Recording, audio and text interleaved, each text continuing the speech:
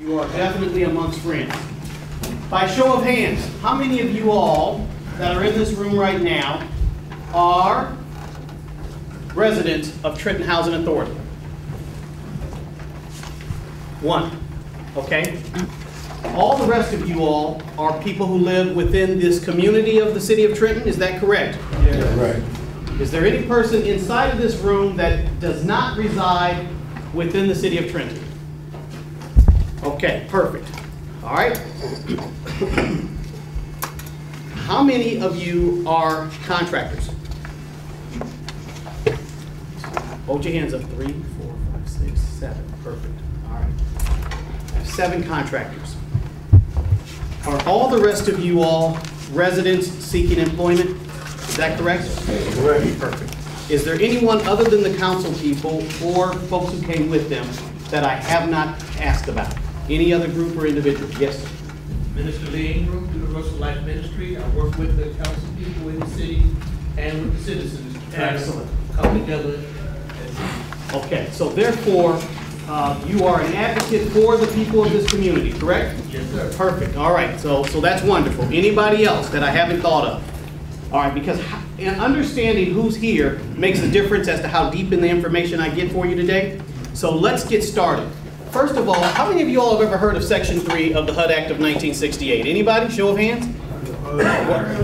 You've heard of HUD, but not many people have heard of Section 3. I have some who have. Fabulous. All right, for those of you who have, wonderful. For those of you who haven't, today is going to seem a little like Christmas for you.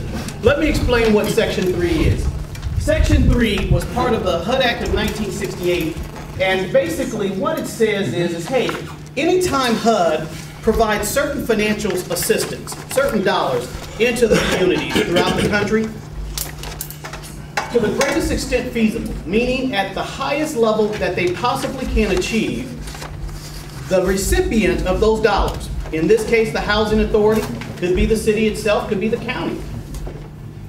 To the greatest extent, they are supposed to offer opportunities for employment, training, or contracting when and if any other hiring is going to be done, okay? So let's say you have the project, and this is a big project, and they're going to subcontract and contract work. The moment they do that, they've triggered the regulation, and therefore, opportunities to participate as a contractor is supposed to be made available to any and all Section 3 contractors, and I'll explain that to you in a moment. If anybody's going to be hired to work on those projects, any of those new hires, the first opportunity is supposed to be the folks who are the residents of the Trenton Housing Authority, and then, if not them, any and all other low or very low income people within the area of the project. Does that make sense to you? Yeah. Okay, perfect. Now remember, if you have a question, don't hesitate to stop me, because I've got to try to make this really simple and understandable, but I want to make sure you're clear.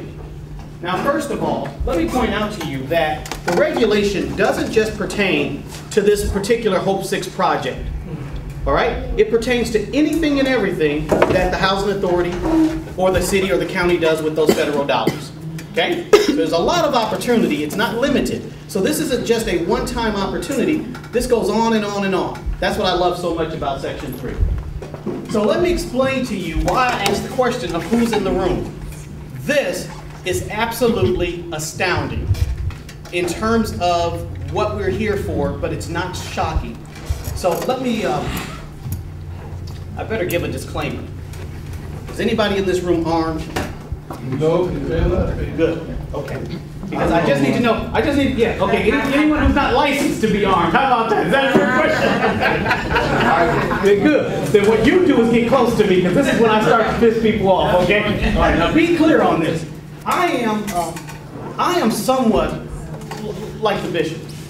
You know, this is his house, and I'm going to do my very best to be respectful of his house.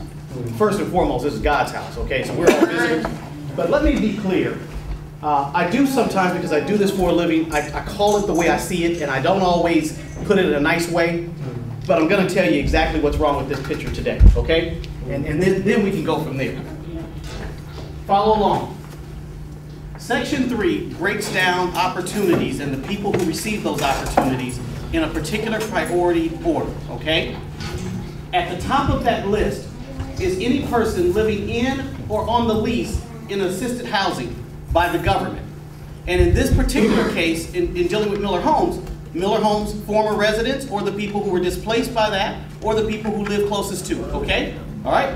Now work with me on this. Even if the Miller Homes is now emptied out and all those people have been displaced, those residents, because they were the last people who resided there, should have first opportunity, all right, for any opportunity. The second group of people are the people who live in the area where this assistance is located at, so long as they are low income, and then of course any person who's in youth field. So what is low income? Well, low income is any person who is at 80% or less of the area median income. So if your total household income is low, you likely qualify. But what's wrong with this picture is I only had one person raise their hand and say that they were a housing authority resident. How many of you all are voucher holders who previously lived at Miller Homes?